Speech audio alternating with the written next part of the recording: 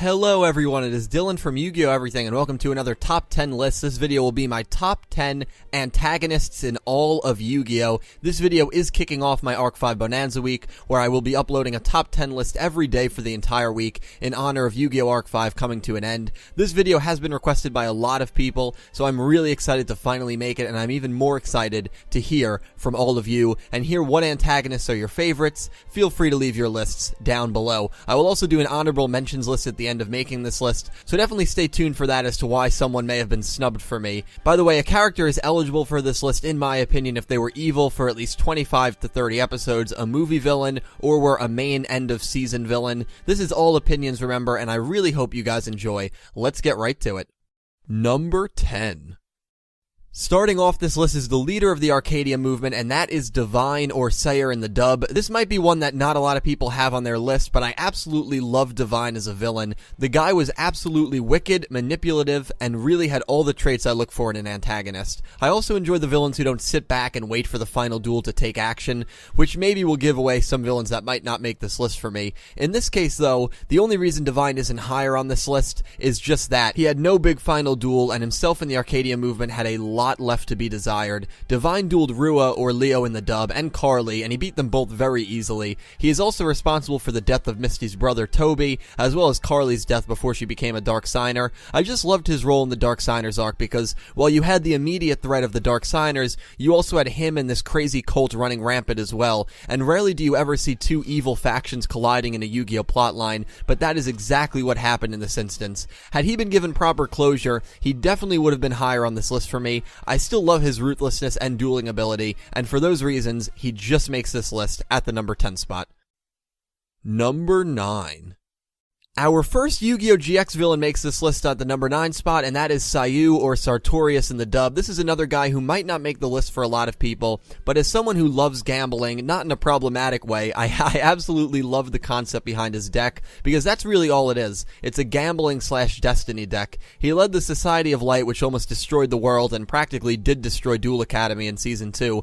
He would brainwash people and manipulate them into quote-unquote seeing the light and joining the movement, and what I love about his character besides his deck is just how involved he was with the entire Season 2 plot. The only guy who could beat him was Judai, or Jaden in the dub, which is nothing to be ashamed of. He picked up very impressive wins against Manjome or Chaz, Tyranno, even Edo or Aster in the dub.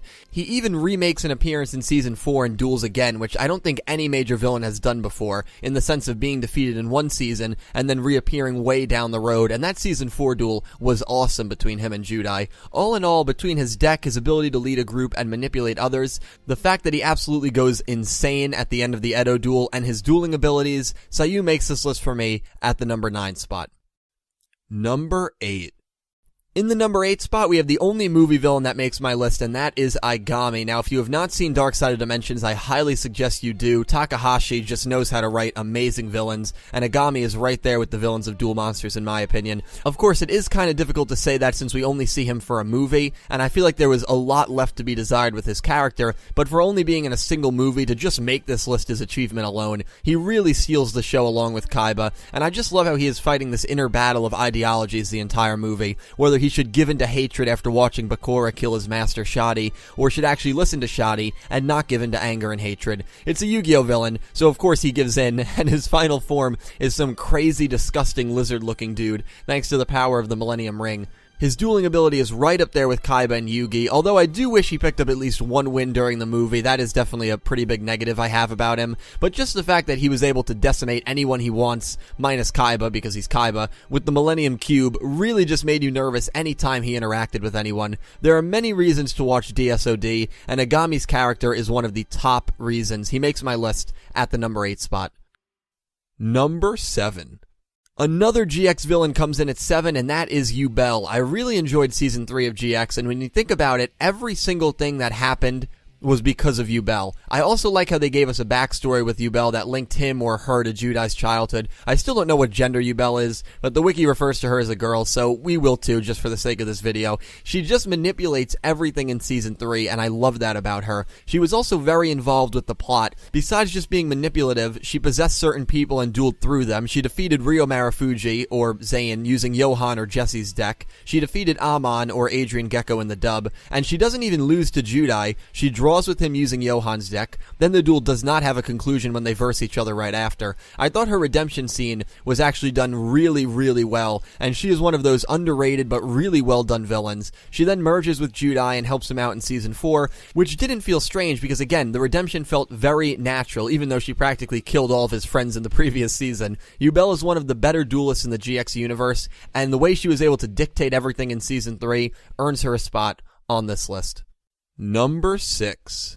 We have our first Zexal villain coming in at 6, and that is 4, or Quattro in the dub. 4 is Tron's son and one of the 3 Arclight brothers, but is by far the most sadistic in comparison to his brothers. He puts on this completely fake facade around his fans, but when he duels people, he shows them his true quote-unquote fan service, which often involves him brutally defeating his opponents. His sadism is well demonstrated by his deck, where he uses puppet monsters, which, if that's not creepy enough, his number 15 gimmick puppet grinder literally shows an opponent's monster getting, you guessed it, grinded to oblivion, which is just uneasy to watch. 4 defeated Shark in a past tournament thanks to framing him for cheating. I wish 4 had a couple of other big wins, because a lot of duelists he beat were one-shot duelists. His redemption made sense, and all in all, he was just a twisted guy, especially in the beginning parts of Zexal. I really loved watching him. 4 is also indirectly responsible for almost killing Shark's sister Rio, setting an amusement park on fire and severely injuring her in said fire. I say indirectly because he was unaware the card was going to do that, and was the one who carried Rio out of the fire. Why mention this? Well, it segues pretty nicely into number 5. 4 takes 6th place on my list.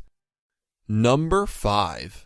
Number 5 is the man responsible for giving 4 that card that almost killed Rio, and that is his father, Tron, or Vetrix in the dub. While I loved 4's sadism and persona, Tron's was just even beyond that in my opinion. He is also credited as the only character ever in Yu-Gi-Oh! Zexal to defeat Kaido in a duel, which was a fantastic duel. Tron has the ability to read minds and steal memories, which he did from Droid or Dextra in the dub. That duel with Droid, by the way, watch that duel and you really get an understanding of how twisted this guy is. His motivations are also understandable as well, since he was betrayed and left for dead by Dr. Faker. Also, the fact that he was pretty much using his sons, who are awesome characters like puppets, was a pretty interesting concept to see. The guy learns the error of his ways when Yuma tries to save his life after they duel, despite all the hell he has put Yuma and the others through. Tron was written very, very well, and for someone like me who just loves purely sadistic villains, I loved watching him. Along with that, he actually defeated Kaido and didn't only duel once. Another check on the list for me. Tron just cracks the top 5 on this list. Number 4. And we have our first Duel Monsters villain appearing on this list, and that is Bakura. Bakura is probably one of the most well-known villains in all of Yu-Gi-Oh!, and he is my favorite main antagonist of any show. Bakura really only duels a few times, which is kind of a shame, but he is the one who set up the entire RPG game in the 5th season, where he was just a complete badass, so it kind of makes up for it. The guy saw his village get burned to the ground, and everyone inside it get slaughtered in an event known as the Kolnelna Massacre, which is why he has so much resentment in his heart. Yami Bakura is also the guy who created Dark Games and was sealed into the Millennium Ring 3,000 years before Duel Monsters takes place. Both times he duels against Yugi, the decks he uses are terrifying, and the strategies fit him so well. One was the Destiny board deck, and the other was a deck destruction deck, although he obviously comes up short in both duels. Going into details about Bakura would take such a long time since there's just so much depth to his character to cover, but I love him for his creepiness, sadism, and the fact that he's a smart guy. He knows how to get all the Millennium items, he revives Zork, which is himself, and puts everyone in that RPG game during the dawn of the duel arc. He's just such an iconic villain, and Bakura comes on my list at the number 4 spot. Number 3.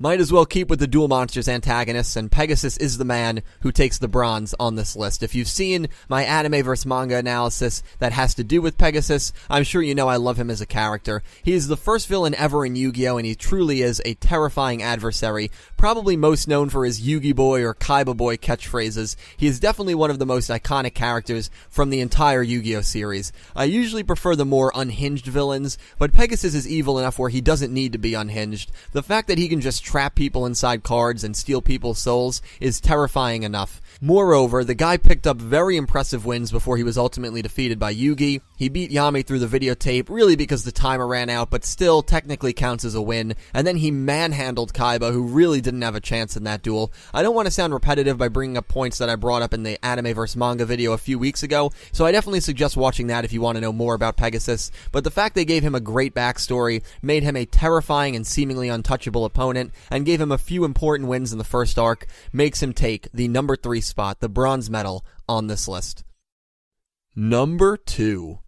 Just missing out on the top spot is another Zexal villain, and that is Vector or Ray, whatever you want to call him. I've said it before, and I truly believe that Vector is the best villain we have had in a Yu-Gi-Oh series in the last 10 years. He is responsible for almost everything that goes wrong in Zexal. He revived Don Thousand, he possessed Dr. Faker, and he is just the ultimate troll. Never in a Yu-Gi-Oh show have we had a character troll as much as Vector does throughout Zexal, and honestly, it was hilarious to watch. But don't let that trick you into thinking he's a funny guy, because he is one of the most twisted characters we have had in a Yu-Gi-Oh show as well. All you need to do is watch his duel against Mirage and Durbe, and you'll see why he is so high up on this list. His mannerisms, and moreover than that, the voices he does, is just downright terrifying. And every time I watch him duel, I always have this mixture of joy and horror, because the guy has incredible trolling skills that I really do appreciate, but at the same time, he's just a seriously effed up character. But you know a character is written magnificently when their death scene actually makes you feel bad for them.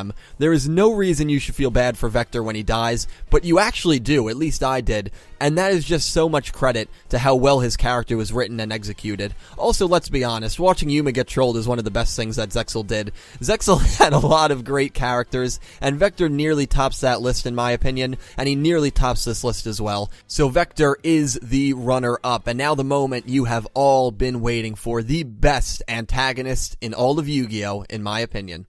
Number 1. The best villain in all of Yu-Gi-Oh! Is Marik Ishtar from Yu-Gi-Oh! Duel Monsters. Marik is my favorite villain out of the villains. To me, he is just everything I look for in an antagonist. Pure evil, a great duelist, a backstory that makes you completely understand why he is the way he is. And did I mention pure evil? Which is personally my number 1 criteria in judging a villain. Marik acquired his evil side because he was forced to stay below ground to protect the tomb of the pharaoh. Obviously, this was completely against his will, and among other events that occurred, became hell-bent on revenge and watched his evil persona kill his father. Let's be honest though, his dad was an absolute prick and probably had it coming, but either way, this begins Marik's long quest to get revenge on our protagonist, Yugi, more specifically, Atem. Marik terrorizes Yugi throughout Battle City by sicking Pandora, the Exodia hunter, Strings, among other rare hunters after him. He even goes as far as to kidnap and brainwash Joey and Taya and force Yugi to duel Joey, the loser being pulled into the ocean by an anchor chained to their leg. What I loved about Marik was even when he was not dueling, he was still pulling the strings to so many sadistic different things that went on through Battle City. And when he was involved in duels, they were brutal Yami games. He defeated Mai, defeated Joey, heck, he even defeated Bakura. The dark games he fought those three in were also vicious and entertaining to watch. Even the duel that killed his evil self against Yugi was a great and unpredictable dark duel. Marik technically doesn't even get defeated by Yugi. His pure self was able to win his body back and surrender. Marik is just a fiendish, extremely talented duelist, and in my opinion, he is the greatest antagonist we have seen up to this point in Yu-Gi-Oh! And that's that. Whether you agreed or disagreed, I really hope you enjoyed my top 10 antagonists in all of Yu-Gi-Oh! I know these three might appear on a good amount of lists and will probably be considered as the 3 biggest snubs of the video. The reason Darts did not make it for me, he just never really clicked with me. Again, I hate villains who only duel once at the end of the arc, and that was Darts. Also, the whole 4th season of Duel Monsters just never resonated with me, and it just seemed like a very awkward arc. I know a lot of people love him, and a lot of people love that arc. It's probably my least favorite arc in Duel Monsters, though, personally. As for Zone, he probably would be number 11 for me. Again, another villain who just kind of sat back and dueled at the end of the show. Sure, he beat Aporia right before he dueled Yusei, but Aporia did not pick up a single win throughout 5Ds. Still, Zone isn't a bad villain by any means, and just because a character didn't make this list doesn't mean I thought they were a bad villain. Yuri would have made this list around the 7 to 8 spot until they completely destroyed his redemption. He was redeemed and became a quote-unquote hero without any explanation or signs of remorse from him, and that killed his character for me. So yeah, those are probably the 3 biggest snubs from this list, but nevertheless, it's all personal taste at the end of the day, and I cannot wait, really cannot wait to hear from all of you in the comments below. I hope you leave your list down below. I will talk to you down there. I hope you guys enjoyed the video, and I hope you all have an amazing day.